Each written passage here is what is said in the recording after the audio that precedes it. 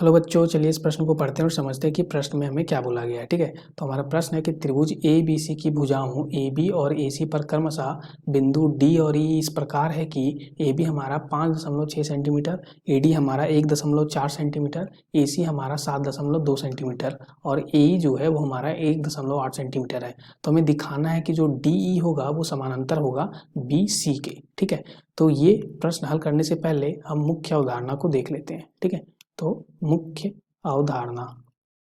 ठीक है, तो मुख्य अवधारणा में हम एक प्रमेय देखने वाले हैं। वो प्रमेय का नाम हमारा क्या है? तो आधारभूत अनुपातिक प्रमेय।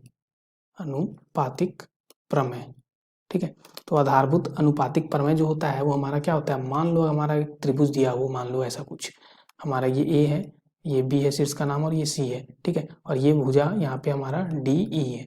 तो अगर हमारा यहाँ पे आधारभूत अनुपातिक प्रमेय में क्या होता है? यदि हमारा डी ई समानांतर हो जाए बी सी के, ठीक है, तो हम क्या लिख पाते हैं कि जो हमारा ए डी होगा, ए डी बटा यहाँ पे डी बी, वो हमारा किसके बराबर होगा? ए ई बटा ई सी के। ठीक है, ये आधारभूत अनुपातिक प्रमेय बोलता है। ठीक है, अब देखो यहाँ पे इसके विलोम से हम ये भी तो साबित कर सकते हैं, आधारभूत अनुपातिक प्रमेय के विलोम से, कि अगर हमारा ये शर्त होगा तो ये हमारा क्या होगा? डी पैरेलल, यानी कि डी जो है समानांतर हो जाएगा बीसी के, ये भी तो बोल सकते हैं हम। तो यहाँ से चलिए अब हम इस प्रश्न को हल करते हैं। तो यहाँ पे हमारा क्या हो जाएगा? सबसे पहले तो यहाँ से हमें क्या है? तो हमें यहाँ से दिया है, ठीक है, हमें क्या दिया है यहाँ पे? तो हमें दिया है यहाँ पे कि जो हमारा ये हमारा ए बी है वो 5.6 सेंटीमीटर है। ठीक है, तो ए बी बराबर 5.6 सेमी। ठीक है, फिर हमारा क्या है यहाँ पे? तो ए डी हमारा 1.4 सेमी, तो ए डी हमारा 1.4 सेमी। ठीक है, फिर हमारा यहाँ पे क्या है? तो ए सी 7.2 सेमी है, तो ए सी जो है वो 7.2 सेमी है। फिर हमारा यहाँ पे क्या है? ए ई जो है वो 1.8। ठीक है, तो ए ई हमारा 1.8 सेमी है। ठीक है, ऐसा कुछ दिया गया है।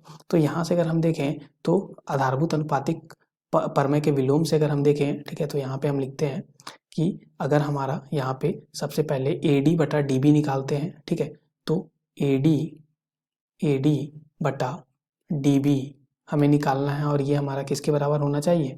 तो ए ई बटा, यहाँ पे हम देखें तो ए ई बटा ई सी के बराबर होना चाहिए। ठीक है, इसको अभी समीकरण 1 मान लेते हैं।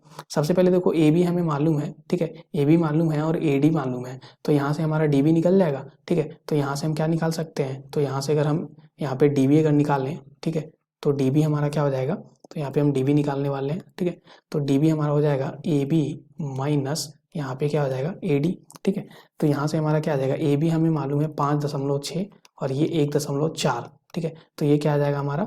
6 में 4 गया 2, 5 में गया 4, 4.2 सेमी आ गया। ठीक है, ये क्या आया? डी बी का मान।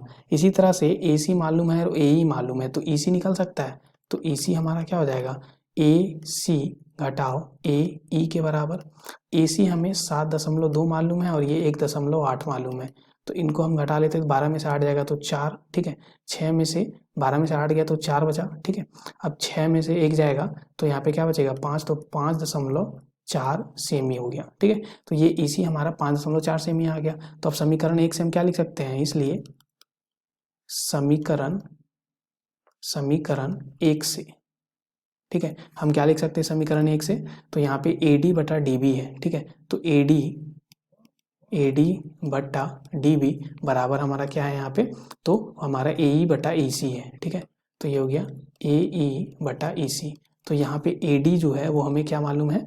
ए डी हमारा यहाँ पे 1.4 मालूम है। ठीक है, तो 1.4 बटा डी बी जो है वो हमने निकाला, वो क्या आया हमारा? D B 4.2। ठीक है, तो ये आया 4.2 बराबर ए ई जो है वो हमारा क्या है? तो ए ई 1.8 है। ठीक है, तो ये 1.8 है और इसी को हमने 5.4 निकाला। अब यहाँ से अगर हम इसको कैंसिल करें तो ये हमारा कितने टाइम्स में जाएगा? यानी कि ये हमारा 3 बार में जाएगा। ठीक है, और ये हमारा 3 बार में जाएगा, तो 1/3 बराबर 1/3 आ गया। अगर ऐसा अनुपात हमारा बराबर आ जाता है तो हम क्या बोलते हैं? तो यहाँ से हम बोलते हैं कि ये दोनों अगर अनुपात हमारे अगर बराबर आ गए, ठीक है, तो हम बोल सकते हैं कि इसलिए आधारभूत